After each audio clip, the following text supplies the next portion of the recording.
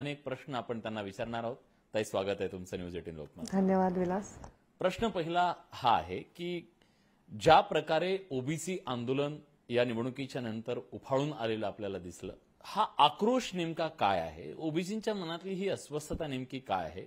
एक ओबीसी नेत्या म्हणून मी तुम्हाला प्रश्न विचारतो. मी तुमच्या प्रश्नाचं उत्तर देईन, पण त्याआधी मी एक गोष्ट स्पष्ट करेन की मला असं वाटतं की जेव्हा नेता हा नेता असतो आणि त्याच्या मागे कुठल्याही प्रकारचा टॅग नसतो, तेव्हाच तो जेन्युइनली उत्तर देऊ शकतो किंवा जेन्युइनली आपली भूमिका निभावू शकतो. मी राजकारणात जेव्हा मी पाऊल ठेवलं तेव्हा मी ओबीसी नेता आहे, महिला नेता आहे, युवा नेता आहे, या सगळ्या गोष्टी बाजूला ठेवून मी एक नेता आहे आणि त्याच्या मागे एक शब्द महत्वाचा होता जो मुंडे साहेबांनी मला सांगितला, तो वंचितांची नेता आहे. मग जो वंचित आहे त्याची जात नाही बघायची, त्याच्यासाठी धावून जायचं, यासाठी मी राजकारण करत आहे. आता आपण जो प्रश्न विचारला तो आता जो आक्रोश आपल्याला बघायला मिळतोय, मला असं वाटतं की गेले अनेक वर्ष महाराष्ट्र एका वेगळ्या तणावातून जात आहे. मराठा समाजाच्या स्वतःच्या न्याय हक्काच्या मागण्यांसाठी मराठा समाज लढत आहे आणि ओबीसी समाज यामध्ये अस्वस्थ होत आहे की या हक्कांच्या मागण्यांमध्ये कुठेतरी आम्ही भरडले जात आहोत का नाही. आणि अशा वेळी नेता म्हणून मग त्याच्या मागे कुठलाही टॅग न लावता या गोष्टींना बॅलन्स करण्याची आवश्यकता आहे. कोणालाही न्यूनगंड वाटू नये, कोणालाही आपल्याला कोणी विचारत नाही असं वाटू नये, अशा प्रकारची भूमिका घेणं मला वाटतं आवश्यक आहे. आणि त्यातल्या त्यात दोन्हीही समुदाय एकमेकांच्या अंगावर जातील अशा भूमिका त्यातल्या त्यात न घेणं हे अत्यंत आवश्यक आहे.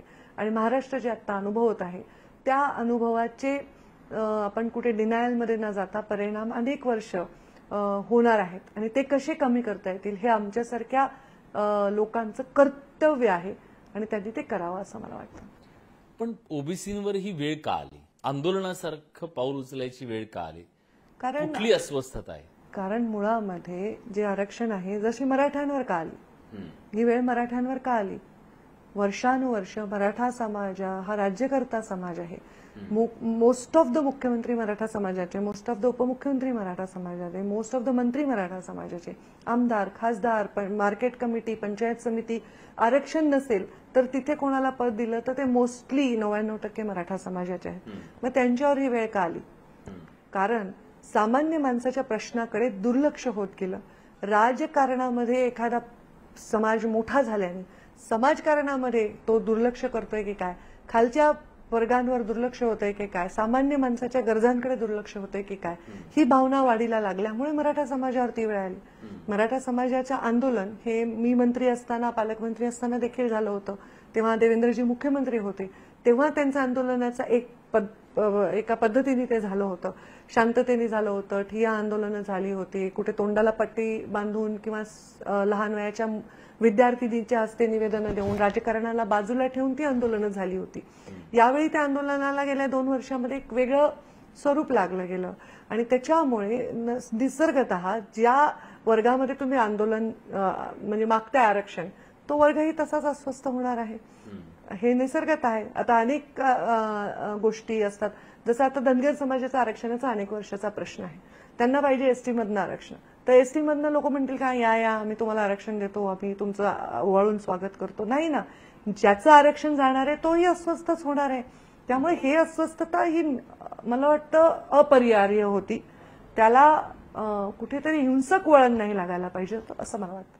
साधारणपणे तुम्ही ह्या व्यासपीठांवरती जेव्हा ओबीसी मेळावे झाले ते तुम्ही टाळलं होतं, तो तणाव होणार नाही याची तुम्ही काळजी घेतली, पण तरी सुद्धा तुम्हाला या जातीय ध्रुवीकरणाचा फटका बसला का? निवडणुकीमध्ये तुम्ही बळी ठरलात का या सगळ्या ध्रुवीकरणाचे? आता हे 2 टप्पे आहेत या उत्तराचे. पहिले तर मी या गोष्टींना जाण्याचं टाळलं, याचं कारणच मी सांगितलं की मी राजकारणाचं माझं जे पाऊल होतं ते वंचितांच्या लढाईसाठी राजकारण.